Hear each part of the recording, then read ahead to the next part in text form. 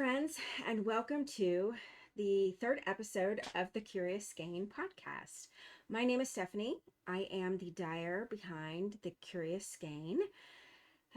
Let's see, you can find me on all the socials as the Curious Skein. I'm not very active on socials, but I'm trying to do a little bit better job, make a little bit of an effort. I tend to be a little bit more active on Threads. It's been a while.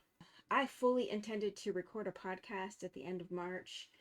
During my week off, I took a week of PTO at the end of March, but I was in a very bad flare with my mast cell disease, and I spent most of the week in bed. I was too tired to do much of anything except knit, so I cast on all the things. Yeah, I cast on with wild abandon that week, and in fact, what I'm wearing is both an FO and something I cast on that week. I pretty much abandoned all the whips I was talking about in the last episode, so we're kind of starting fresh. I'll get back to those. I'll get back to those eventually. But let's first talk about what I'm wearing. Now, I have raised my desk up, so I'll bring it down a little bit so you can see the full length of it, hopefully. Okay, so this is the Salty Air Tea by Samantha Guerin. Like I said, it was a new cast on in late March. I finished this on May 16th. What I loved about the pattern, she lists every needle size in the pattern. So, and I used my Frosted Rose colorway. I have a list here. Let me just go down my list. Let's see what I loved about the pattern. Let me bring this back up a little bit so my head's not cut off. There we go. She lists every size needle you will need, when you will need it, and she includes the size of the cord. That is so important, the length of the cord. Let me see if I can get this up a little bit higher. She also had a line of instructions to add stitch markers. There was one row right before you started the lace repeat, the lace section, where she told you to knit a row but add circular stitch markers like every so many stitches to set up for the lace section. And that was so helpful because I sometimes forget to do that, but having those stitch markers between the lace sections is so helpful. I knit size 4. I lengthened the top to 11 inches from what the pattern says. I think the pattern said to knit 9 inches, maybe 8 or 9 inches before the ribbing, and then there was like 1 inch of ribbing. So I think total there's 11 inches. I remember. I know I made it a little bit longer. I did not do any sleeve decreases according to the pattern. I did when I picked up the stitches for the sleeves, both sleeves, I ended up with a bunch of extra stitches. So I reduced down to something close than what size 4 called for. However, I got a bit of a bicep. So that makes it a little tight for some of my sweaters. So I've decided that I'm not doing any decreases until I get past that big hump of the bicep. And so it gives the bicep a little bit of room there. So what I did was I ended up realizing that I had decreased down to the number of stitches for the size 5. And I thought, you know, I've got that chunky bicep. Let's leave that and see how that fits. And if it's too loose, I can go back. It's not too many stitches, or it's not too many rows for the sleeve. So it's not going to be that big of a deal if I need to go back and redo it. So I ended up, I think I came down to the stitch, the number of stitches for size 5, and I went with that. And I didn't do any decreases after that. So the first round or two, I just did some decreases to get down to what should have been there because I picked up a lot of extra stitches. As I said, this is my Frosted Rose color in the Voyager base, which is a 75/25 merino nylon. I pulled 4 skeins because I knew I wanted to alternate skeins, and I wanted to make sure I had enough. I had a feeling 2 or 3 would probably be enough, but I pulled 4 just to be safe for my stock. I did alternate skeins. My initial attempt at alternating skeins was quite ridiculous. You could totally see the line where I was trying to alter. I don't know what I was doing. I do not know what was going on, where my brain was. Again, I was not feeling well that week at all. So I ended up having to rip back. I had done several inches below the the lace section here, and I ended up having to rip back to the lace section, pick up the stitches. I watched a few videos, and I ended up alternating skeins differently. And then I put the alternating underneath the left arm, so it was less noticeable. So it's a little bit noticeable there, but it's not too bad. It looks like I just pinned it and created a seam there when I pinned it and it dried. Let's see. I used just under 800 yards, I believe. I think it was like 750-ish maybe. It's on my Ravelry page. I did create a project page for this when I started it, and I marked it finished, and I weighed all the skeins that were left over and calculated how much yardage I used and how much I have left over. I have about 1,000 yards left over, so I could do a whole nother top. I'm thinking about doing maybe a tank, and I'll talk about that in a minute. So this is the first FO, and it's what I'm wearing. And I started it at the end of March, and I finished it May 16th. So let's talk about the second FO I have, which finished in early March. I have that on the table next to me. And this was my Monday sweater. I finished it, sorry.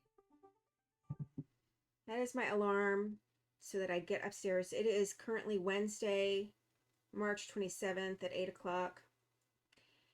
That is my alarm that because I have ADHD and I get time blind, that's my alarm that says it's 8 o'clock and you should be making your way upstairs instead of being downstairs and getting sleepy on the couch. So, and I put a little tag on it so I would know which one where the back was. So this is my Monday sweater. I got to wear it to work once, and then it became too warm to wear it. So this is going to be a very warm, comfortable sweater. It's very comfortable, very soft and very comfortable. Very happy with how it turned out.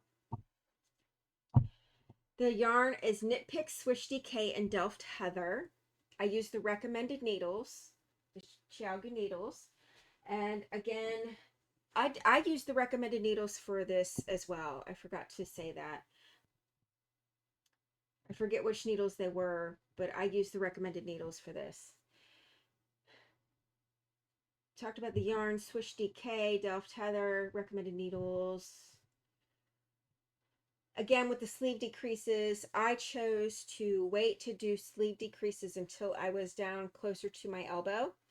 And then what I did is I looked at my number of rows per inch, and I figured out how many more inches I needed to knit in order before I started the hem, the ribbing.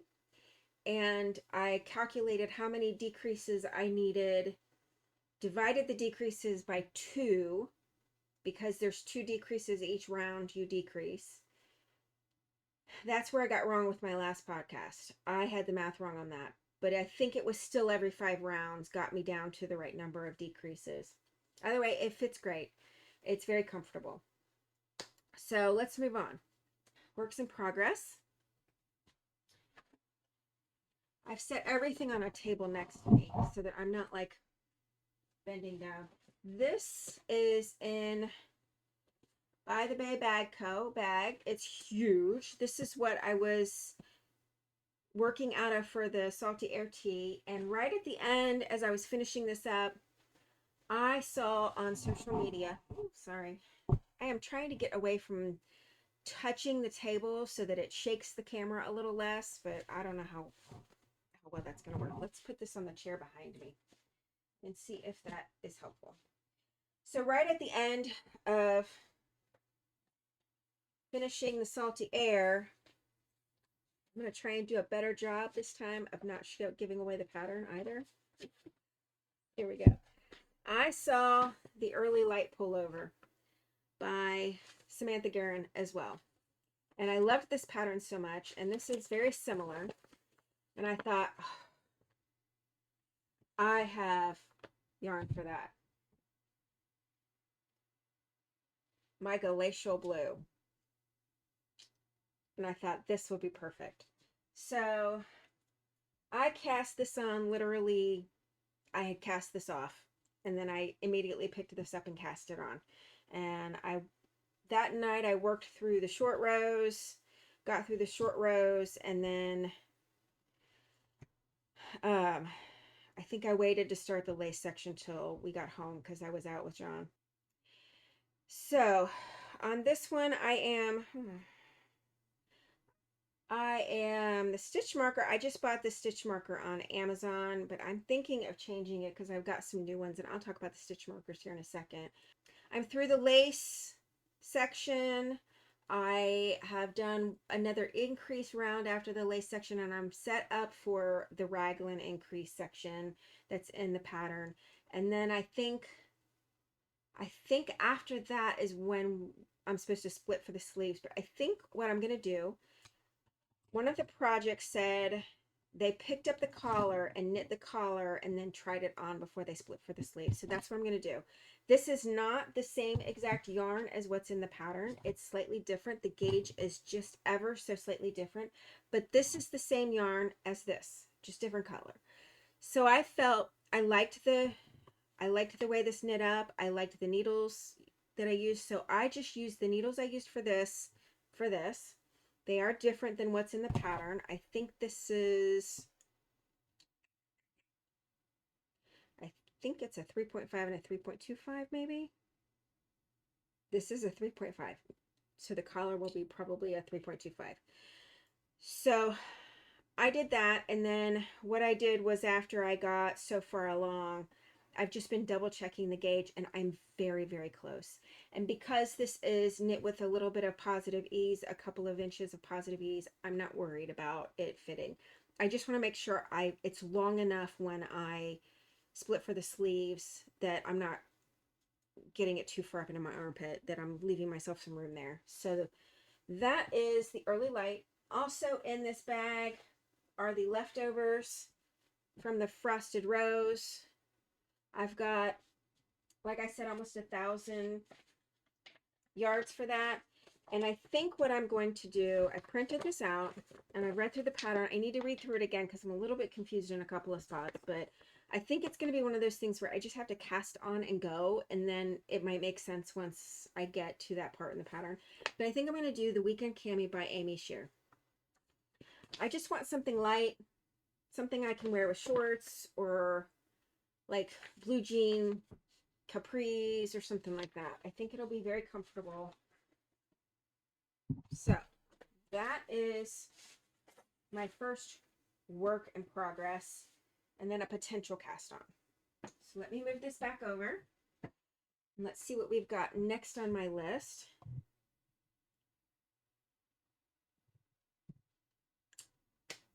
I was inspired by the Artemis mission in early April, and I got a burst of energy one weekend, and I decided to knit some yarn inspired by, let me share it with you, Moonjoy,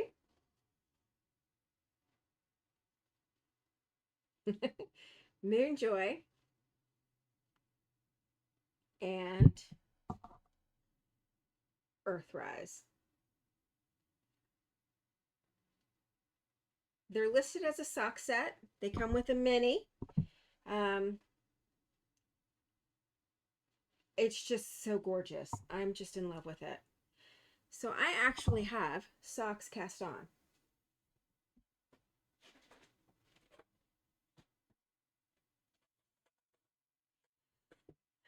And of course, I could not resist getting project bags that are also space themed.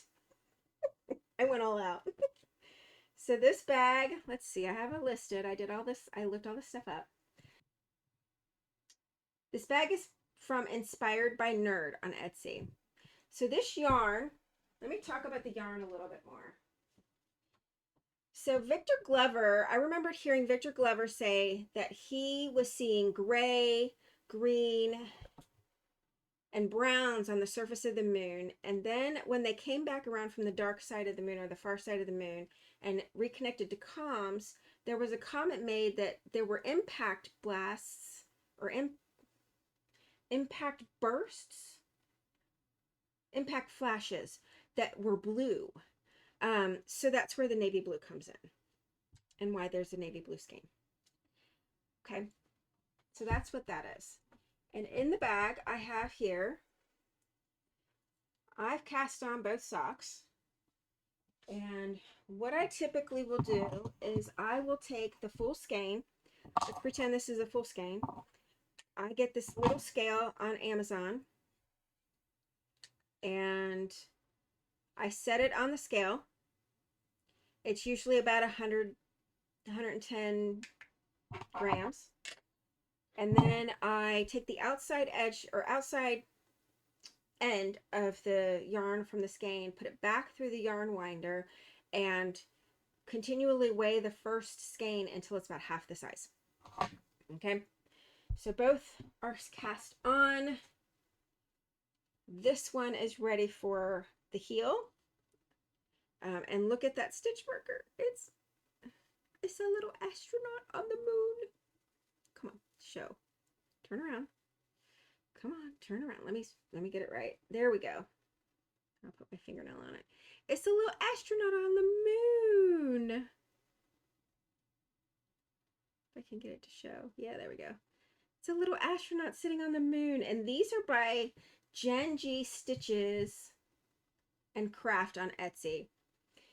And the other one I have, it was a 2-set, and this one is an astronaut sitting on a star.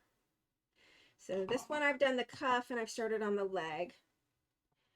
So that's where I'm at on those. And this is the yarn all caked up. I think the other cake looks a little neater because it's not, I haven't done much with it. So this is Moonjoy. And these are for John. They're vanilla socks for John, so they're my travel knitting. Hold on. I scrolled up and I didn't mean to scroll up. Oh. They are vanilla socks for John. I cast on 80 stitches for him. He's got a size 12 foot. So we tried 72 stitches. It was too tight. He couldn't get it over his ankle.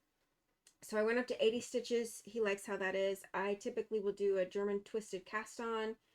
And then I like to knit a German short row heel. So that's what I'll be knitting. I'm using 2.25 millimeter Xiaogu needles, magic loop. I talked about how I split my skein.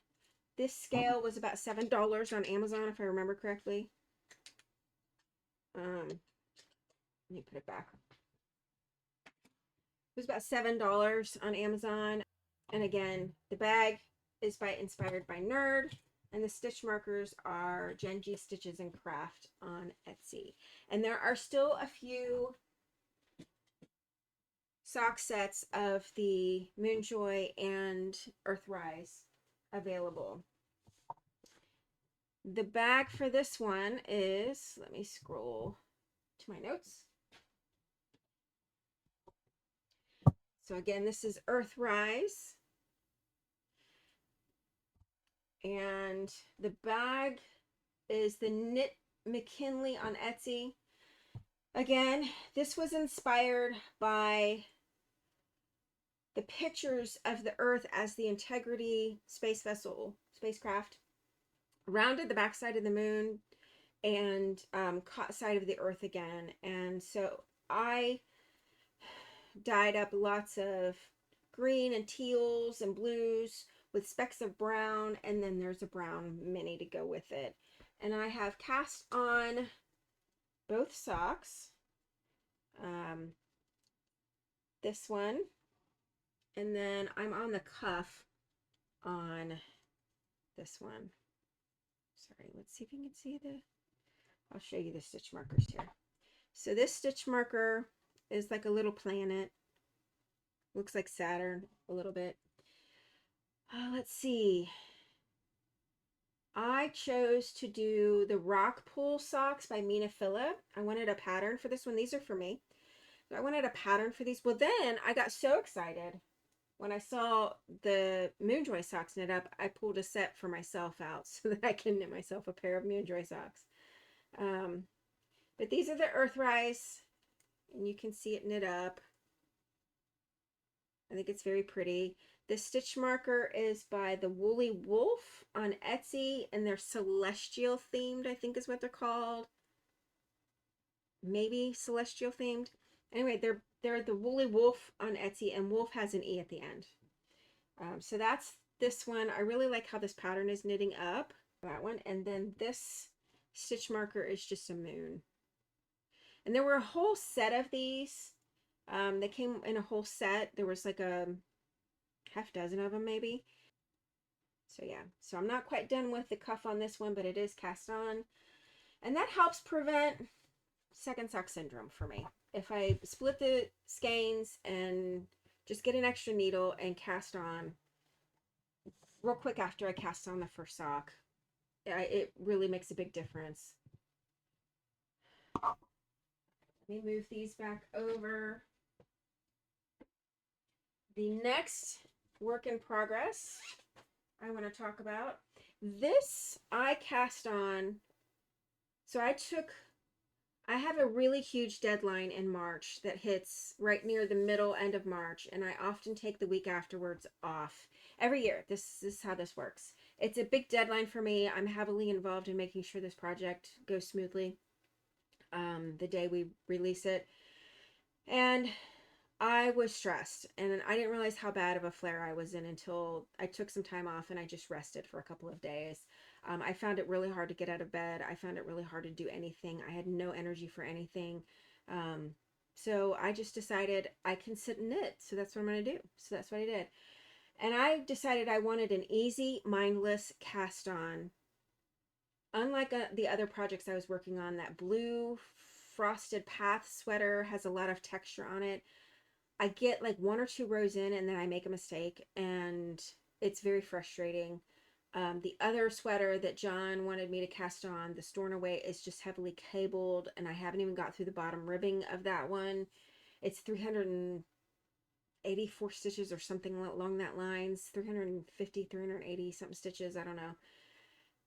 It's a lot, and every row takes like an hour. So that's going to be a long work in progress, and I'm very intimidated by all the cables.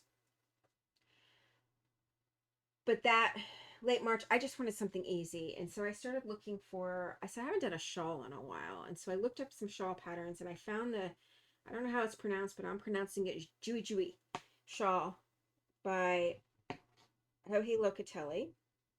I cast this on the last day I was working that evening as a treat, and I flew through this initially. Now we're up to like 500 something stitches on the needles, and it's just every row is taking forever. I don't have much to go, but every row is taking a long time. So it's just a lot. Let's see, where did I start? I started here, and I want to say I got through all of this first garter section that night, and I was well into the first mesh wedge.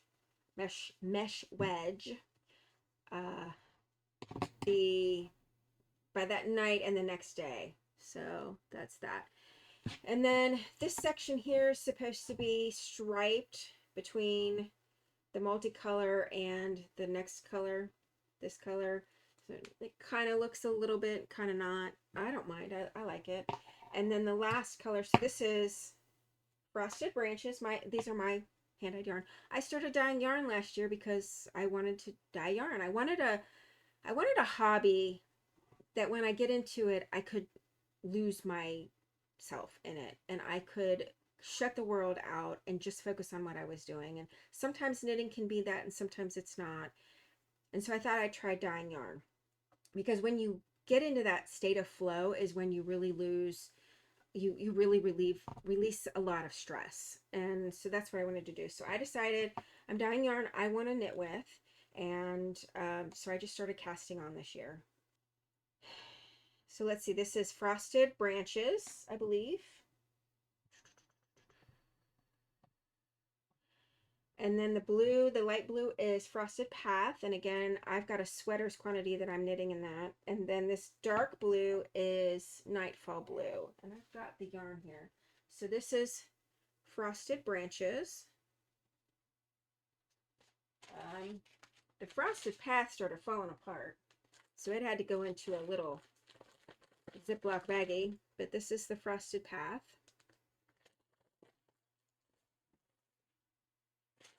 And this is Nightfall Blue.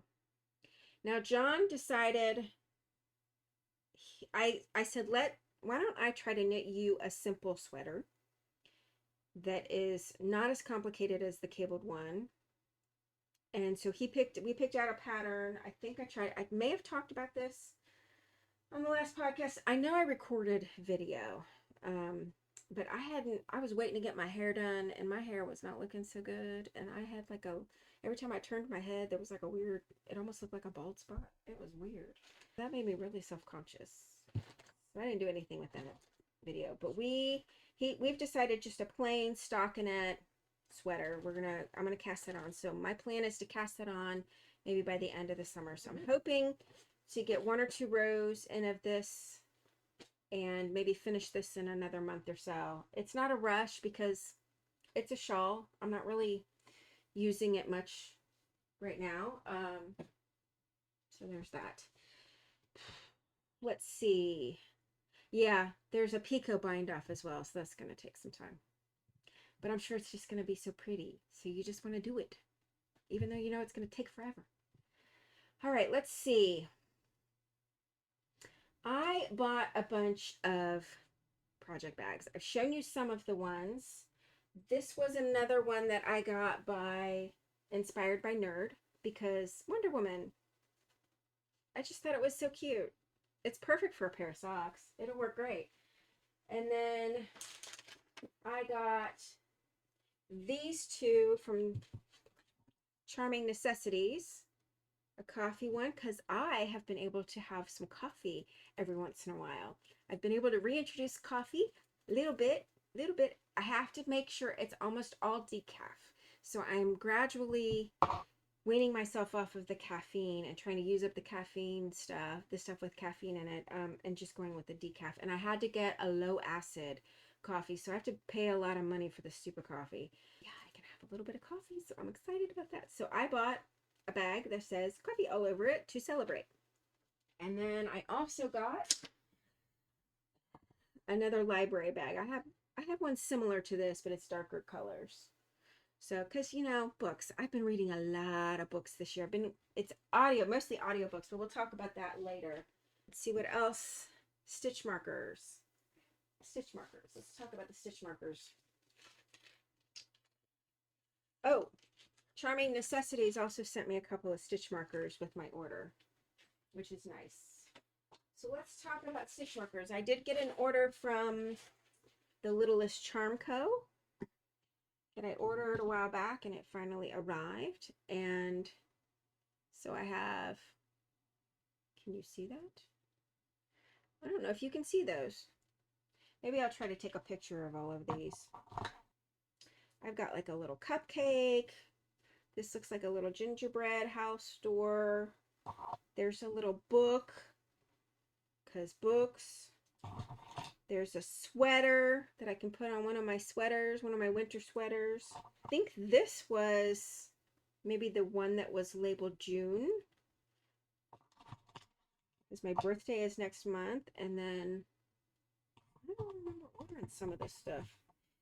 Then she must have thrown in a little mushroom and a little blueberry. So I will put these all back in the box and I will sort those. But let me show you what I bought. I got frustrated because I said I have pretty stitch markers somewhere. And I have a feeling they're shoved in all my project bags. But I'm like, I know I have stitch markers. So what I did was I bought myself a bead organizer on Amazon. I think this was like maybe $12, something in that neighborhood.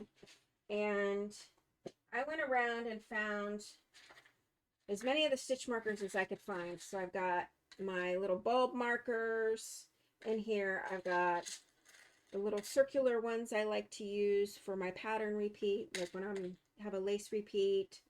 I got a bunch of different kinds of those, the metal beaded ones. And then there's a bunch of other ones I ordered. I've got some Christmas ones, Halloween or fall ones. I don't know where those Halloween ones came from because I don't even like Halloween. That's not my favorite holiday. It's my least favorite holiday of all. I know people love it. More power to you. I don't have a problem with people loving it. I just don't care for it.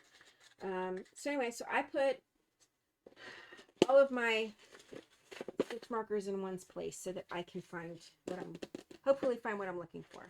And I know that as I go through project bags, I've got a bunch of projects that are in hiatus, and as I go through project bags, and I'll find more, and I'll put them in this container so I can find them when I'm looking for them. Okay, so we talked about that. Let's talk about the shop update. So, like I said, when I started my shop last year, I decided to dye yarn that I would like to knit, which is why you see so much of what I'm knitting from yarn from my own shop.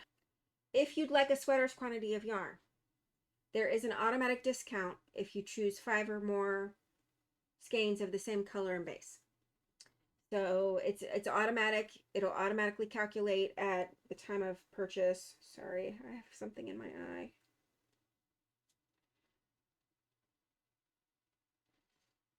I did not put on a lot of makeup today. I did not do my hair because I just could not be bothered. I put this off long enough and I decided today was the day I was going to try and get it done.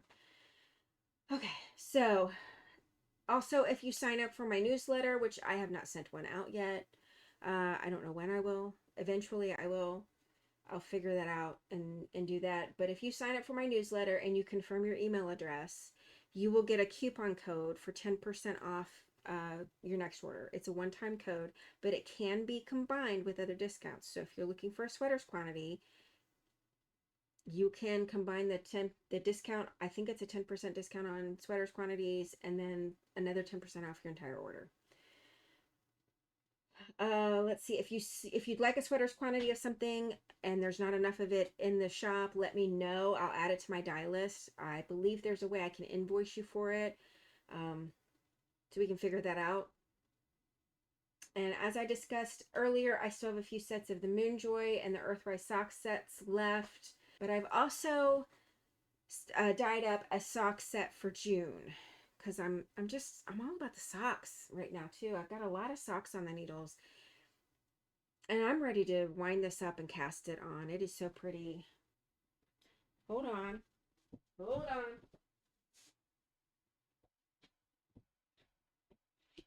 Here it is. It's called Pressed Petals. And this camera's weird. It's called Pressed Petals. It's a sock set. It's inspired by a picture I saw of a rose garden with pink flowers and different colors of pink in the flowers. So that's what this is. And then I dyed a 20-gram mini to go with it of a kind of a mauvey color to go with it. Now I know that there are people that cut off these little ties to make their skeins look a little neater. As a user, I don't care for that because I've accidentally dropped a skein and it's become a tangled mess. And I would much prefer, as a person using yarn, for those to remain on there until I'm ready to cut them off when I'm winding them up. So there might be a little bit of, when you see some of my skeins, you might see some of those ends off of. I try to, when I take pictures, to tidy it up for the pictures. You know, I would just much rather leave those on there so that when you go to wind it up, you're in a better shape. So this is Pressed Petals, inspired by Rose Garden. There's a little bit of specks of green in there. Not a lot, but a little bit. And I love it. I cannot wait to cast this on. And this is available in, so the Moonjoy and the Earthrise are available in my Voyager base, the 20 or the 75/25 merino nylon, and this is available in both the Voyager base and the Storybook base. And the Voyager is 25/75 and this one is 90/10.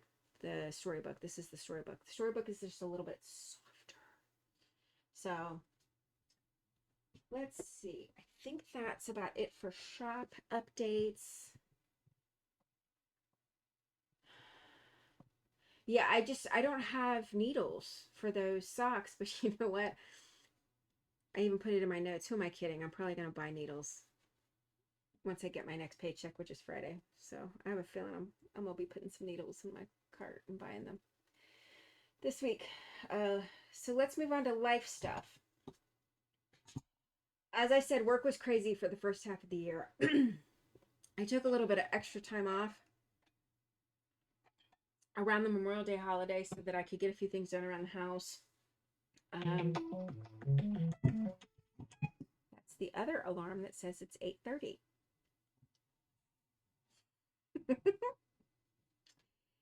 I was in a very bad flare for much of the last few months. I'm doing slightly better at the moment, and I'm hoping that continues. But you know, things can always change with this disease I have. It changes on a dime.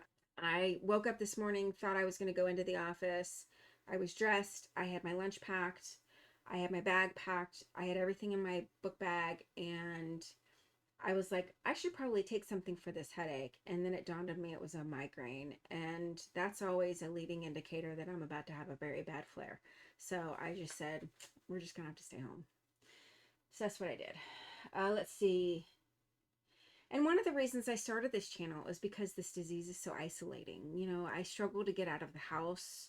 I struggle to have energy to do some basic things around the house at times. When I have enough energy to do a little bit of dyeing here and there, I do that. You know, like I said, dyeing yarn gives me an activity that helps me block out the world and relieve a little bit of stress, which is important. And the website is a way for me to do something with all the yarn that I can't quite knit with yet. You know, I've dyed like an entire pan of yarn, but I can't always knit with all of it yet. And I'm hoping that this podcast will connect me with some new people who have similar interests as me, but also understand what it's like to have a limited number of spoons to do things. And people who like knitting and like reading. You know, I like to read. Let's talk about what I've been reading. So I've talked in previous podcasts that I decided to start keeping a commonplace book this year. Now, commonplace books have been around for hundreds of years. They were very popular hundreds of years ago, and people like Ben Franklin kept a commonplace book and often published theirs. So the idea is it's a place where you can write down quotes that you love, that you things you come across in books, and it doesn't have to be super organized. You just write the next thing that comes to mind in the next spot. And then at the end, there's an index where you can fill in what all this stuff is. I got this on Amazon. It was like maybe $7 or $8. Created a section at the back to list books that I've read. And when I finished them, and then there's also a section for I do take some courses for work, and I wanted to be able to list those as well. Anyway, so let's see. I am, as of today, I have finished 41 books for the year. Talk about overall.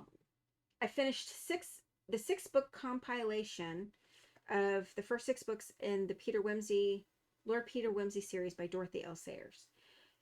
Very witty, very funny series. It was thoroughly enjoyable. The next one in the series is not available on Audible, but it was available for Kindle, so I have put that in my Kindle app. And that will be like my insomnia reading when I struggle to fall asleep at night. Let's see. I came across a huge sale on Audible maybe about a month ago where a bunch of stuff that was on my Audible wish list was marked down to like $2-3 a piece. So I grabbed a whole lot of books that week. I've got a number of series that are new to me. I've picked up a number of books, like 1 or 2 of each series. There were a couple of smaller series that maybe I picked up everything that was available for that, and I just wanted to highlight some of those. Miss Clara Vale by Fiona Vitch-Smith, as well as I think she's got another series, the Poppy Denby series. So Poppy Denby takes place in the early 1920s, I think, and Miss Clara Vale takes place at the end of the 1920s, like right around when the crash is happening, because the crash affects her family. There's Miss Lillywhite Investigates. She is Rosemary, I believe is her name, and her husband has passed away.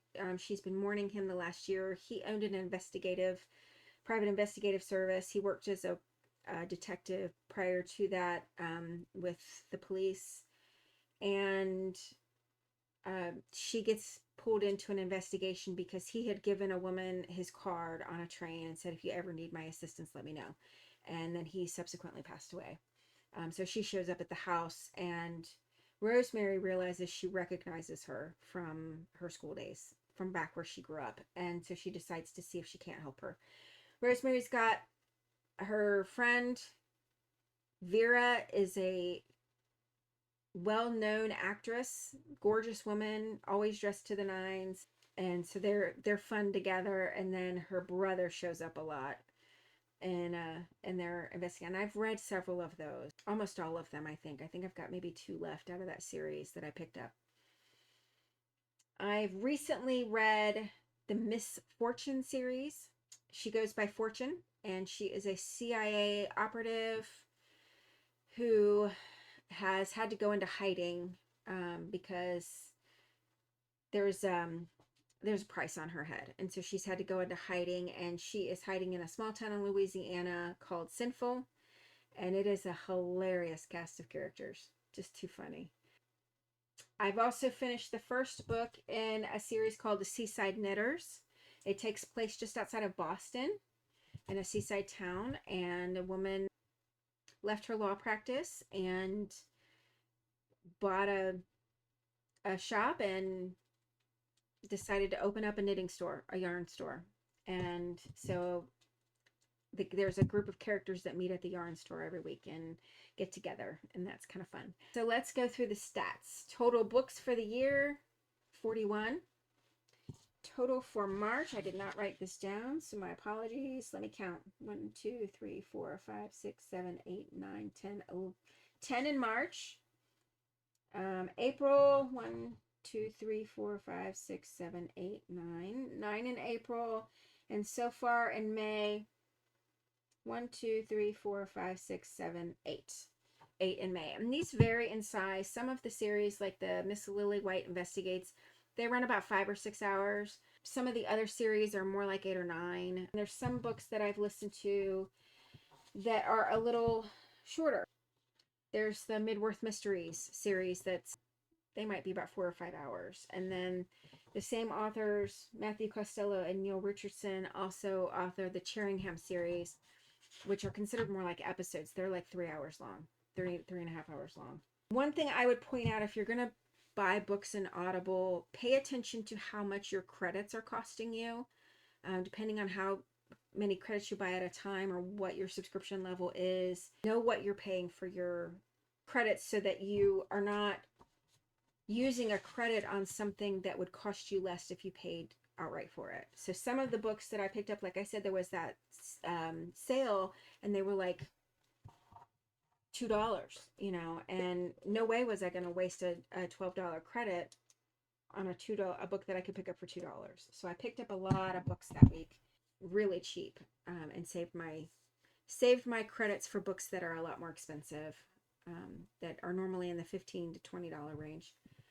What I am watching, I am currently watching The Other Bennett Sister on BritBox, which is sort of a spin-off of Pride and Prejudice, and it's about Mary. I'm kind of frustrated that BritBox is doing this premiere tier, and the way I purchased my subscription is through my Apple account, and so the only way to sign up for premiere at this point in time is to do an annual subscription of like $150, and I'm not doing that. I understand why they're doing it. It's to raise more money, but I don't have to like it. I do like the series. I'm glad to see Mary getting to shine a little bit. I also heard somewhere that the actress who played Mary in the 1995 Pride and Prejudice series makes an appearance. I don't know if I've seen her yet or what episode she shows up in. I might have to look that up and see if I've missed it. But yeah, I'm I just think that's fun that they brought that actress in. Let's see, what else did I want to talk about this? I think I've watched a few episodes of Father Brown. I did see a couple of episodes where they brought back Lady Felicia and Mrs. McCarthy, and that was a lot of fun. I've watched a few episodes of Death in Paradise, the latest season of that, and then I know that Beyond Paradise is coming next month, and John actually likes that series. He likes Humphrey. So I'll end with this. I mentioned my commonplace book earlier, and I need to write this quote down. But I saw something on social media, and this is exactly why I have a commonplace book. I came across a quote on social media that just floored me. It's a Shakespeare quote, and I wrote it down. I made a note of it so I could put it in my commonplace book. It's from the play Measure by Measure, Act 1, Season 4, or Scene 4. Claudio has been sentenced to death. He sends his friend to go to his sister, who is about to become a nun, and his friend is asking her on her brother's behalf to go to the deputy of the city and plead for her brother's life. And she has doubts. And so they have a conversation, and she comes back and she's saying, "But I doubt." And her brother's friend cuts her off, and he says, "Our doubts are traitors and make us lose the good we oft might win by fearing to attempt." So this week, when that old idea that pops up into your head that has been twirling around in there for a while, maybe even years, remember that your doubts are traitors that will make you lose what good you might gain simply by being afraid to even try. And so with that, I want to say thank you for being with me today. If you are interested in any of the yarn that I showed today, you can find it at TheCuriousSkein.com. And as always, I can be found on social media as The Curious Skein. I hope you have a wonderful rest of your week and weekend coming up. And until next time, stay curious, my friends.